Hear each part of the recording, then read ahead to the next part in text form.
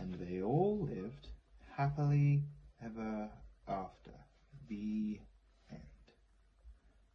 Oh, sorry, I didn't see you there. This is embarrassing. You just caught me penning another one of my literary masterpieces. But I guess if you're here, then that means it's time for another episode of The League Show.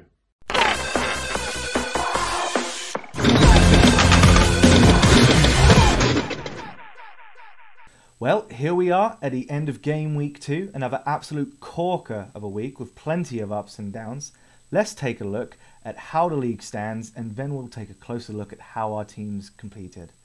Moving up to first place is me, narrowly pushing ahead on bonus points with a total of 152.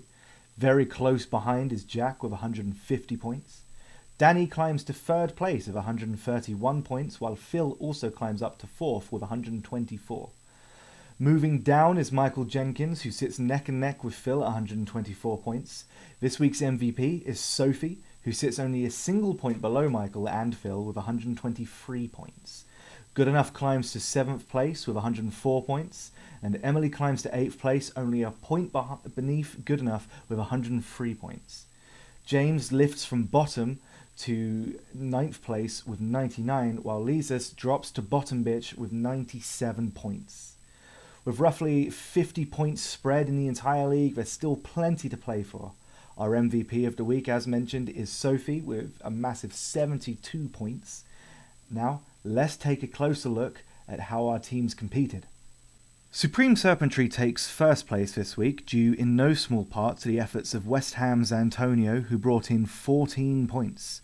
Other standouts include Diaz of Man City and Grealish, also of Man City. Stuart Dallas and Bruno Fernandes let the side down this week. Jack's team features Alexander-Arnold, who returned to form this week, raking in 12 points, which when combined with Diaz's 11 points, guaranteed a good week for Made in 10 United. Shane Duffy is an excellent differential on Danny's team with 14 points. Lukaku's 8 points was a welcome addition, I'm sure. However, second softest hands were also let down by Fernandes' disappointing effort this game week. A Captain Jota has turned things around for manager Phil Hart. However, disappointing performances from Sancho and Firmino have prevented Phil from making as much of Jota's points as he could have done.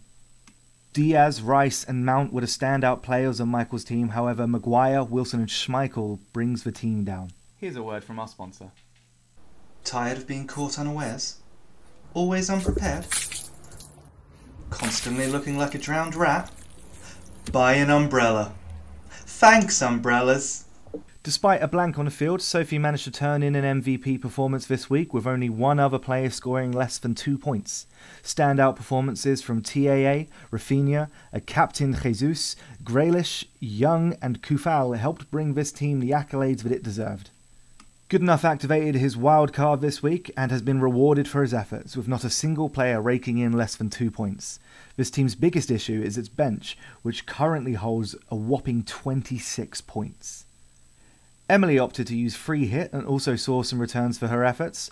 Lloris in goal, Mings and TAA all hauled double-digit points. Disappointing performances from the Magpie boys, however, stopped this team from reaching its full potential. Reece James and a Captain Jesus were the standout players of the Calder Tanks. However, 3 blanks on the field held this team down. The Electric Dream team suffered 2 blanks despite solid performances from the rest of the team. Diaz and a Captain Ings were the standouts on this team, with Rafinha also putting in a shift. Well, that just about wraps things up for this week. Remember to submit your team and save your changes by Saturday at 11 AM. Thanks for watching, and as always, remember to have fun.